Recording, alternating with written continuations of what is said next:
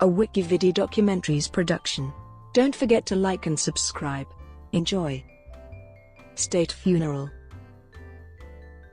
A state funeral is a public funeral ceremony, observing the strict rules of protocol, held to honor people of national significance. State funerals usually include much pomp and ceremony as well as religious overtones and distinctive elements of military tradition. Generally, state funerals are held in order to involve the general public in a national day of mourning after the family of the deceased gives consent. A state funeral will often generate mass publicity from both national and global media outlets. Argentina. In 1952, Eva Perón died at age 33. She had the title of spiritual leader of the nation of Argentina, a title granted by the Congress of Argentina. Nearly 3 million people covered the funeral of Evita in the streets of Buenos Aires. A radio broadcast interrupted the broadcasting schedule, with the announcer reading, "The press secretary's office of the presidency of the nation fulfills its very sad duty to inform the people of the republic that, at 20:25 hours Mrs. Eva Perón, spiritual leader of the nation, died." Eva Perón was granted a state funeral and a full Roman Catholic Requiem Mass. On the 9th of August, Saturday, the body was then transferred to the Congress building for an additional day to be publicly viewed. On Sunday, the 10th of August, after a final Sunday Mass, the coffin was laid atop on a gun carriage pulled by CGT officials. Following next was Juan Perón, his cabinet, Eva's family and friends, the delegates and representatives of the Partido Peronista Femenino, then workers, nurses, and students of the Eva Perón Foundation. Passing her coffin through the streets was showered with carnations, orchids, chrysanthemums, wallflowers, and roses thrown from the balconies nearby.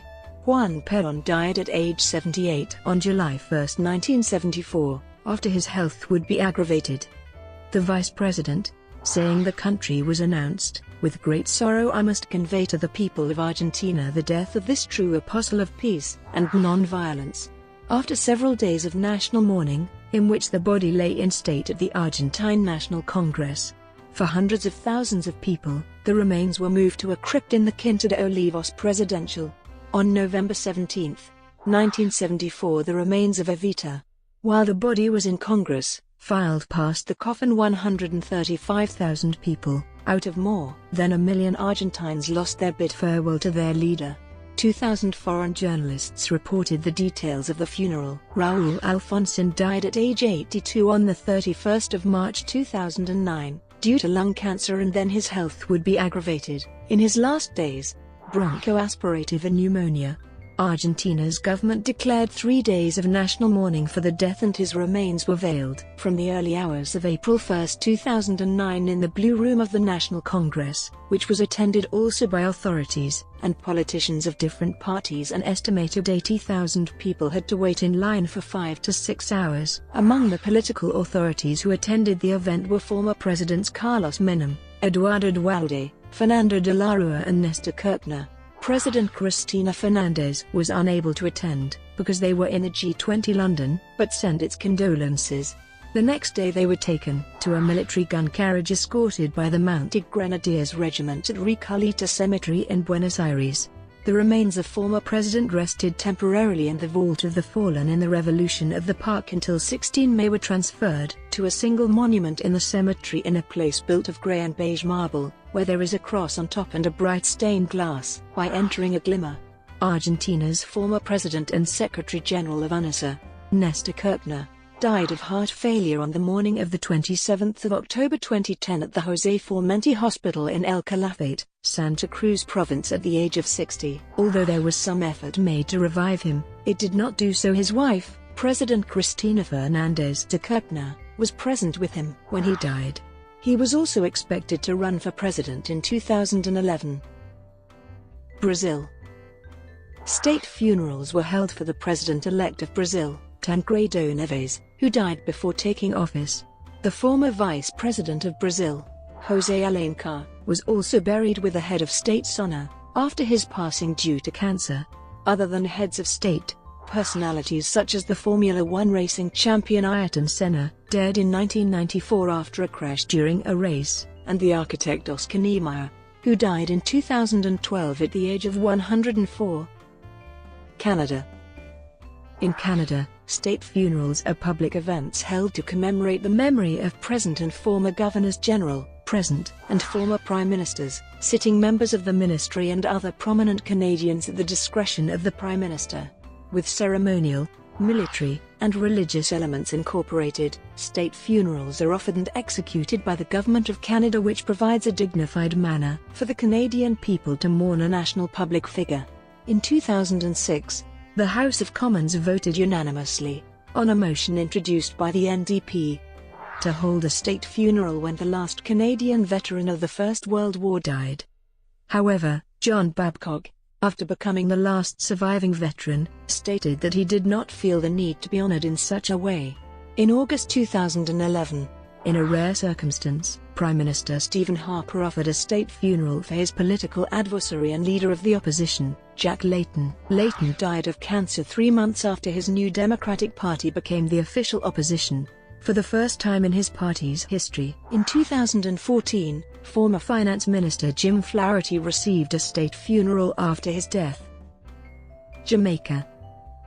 Legendary reggae singer Bob Marley received a state funeral in Jamaica on the 21st of May 1981, which combined elements of Ethiopian Orthodoxy and Rastafari tradition. On July 18, 2004, a state funeral was held for former Jamaican Prime Minister Hugh Shearer in Kingston, Mexico. Novelist Carlos Fuentes received a state funeral on May 16, 2012, with his funeral cortege briefly stopping traffic in Mexico City. The ceremony was held in the Palacio de Bellas Artes and was attended by President Felipe Calderón. State funerals have also been held for former Mexican presidents. Traditionally, the final funeral services for a former Mexican president is held at either the Mexico City Metropolitan Cathedral or Basilica of Our Lady of Guadalupe. The services are attended by the former president's family, the current president of Mexico, the head of government of the federal district and their families, foreign heads of state, or their representatives, military officials, senators and deputies, and other dignitaries. The principal celebrant of the service is usually the Archbishop of Mexico City, and traditionally the president and the head of government of the federal district deliver the final eulogies and remarks. On the days leading to a presidential state funeral, the Mexican flags are at half-mast, and the Olympic cauldron at Estadio Olímpico Universitario is lit until the funeral services have ended. The day of the presidential funeral, if held in Mexico City, is usually the national day of mourning. There is no mail to be delivered on that day. All schools and colleges in Mexico City are closed, and all television and motion picture studios in Mexico City, and with them the studios of Televisa and TV Azteca affiliates across Mexico, are closed to audiences and tours. All business, including shopping centers and entertainment facilities, in Mexico City are closed. Stores and theaters that are part of regional and national chains headquartered in Mexico City are closed. The most recent presidential funeral was that of Miguel de la Madrid, which was attended by thousands of dignitaries including President Calderón and head of government of the federal district Marcelo Ebrard. St. Lucia. Sir William George Mallet GCSL GCM GCBE received a state funeral on October 28, 2010 in the capital Castries. Mallet was a politician who held a number of high offices in St. Lucia, one of the Windward Islands of the Lesser Antilles in the Eastern Caribbean. On June 1, 1996, Sir George was appointed to the office of Governor-General of St. Lucia, the Bahamas. On September 4, 2000, a state funeral was held in Nassau for former Bahamian Prime Minister Sir Lyndon Pindling. On January 5, 2012, a state funeral was held in Nassau for former Bahamian Governor-General Sir Clifford Darling. United States. In the United States, state funerals are held in the nation's capital, Washington, D.C., and involve military spectacle, ceremonial pomp, and religious observance. As the highest possible honor bestowed upon a person posthumously, state funerals are an entitlement offered to a sitting or former President of the United States, a President-elect, as well as other people designated by the President. Administered by the Military District of Washington, state funerals are greatly influenced by protocol, steeped in tradition, and rich in history. However, The overall planning as well as the decision to hold a state funeral is largely determined by the president before his death in the first family. State funerals have been held in Washington, D.C. for William Henry Harrison, Zachary Taylor, Abraham Lincoln, Thaddeus Stevens, James A. Garfield, William McKinley, Warren Harding, the unknown soldier of World War I, William Howard Taft, John J. Pershing, the unknown soldiers of World War II and the Korean War, John F. Kennedy, Douglas MacArthur, Herbert Hoover, Dwight D. Eisenhower, Lyndon B. Johnson, Ronald Reagan, and Gerald Ford. Australia.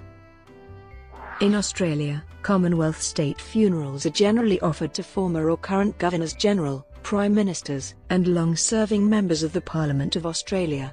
In rare occasions a Commonwealth state funeral is offered to people outside politics, but who made a significant contribution to the nation. For example, Sir Douglas Mawson was granted a Commonwealth state funeral in 1958. A Commonwealth state funeral was offered for Margaret Whitlam, but the Whitlam family declined.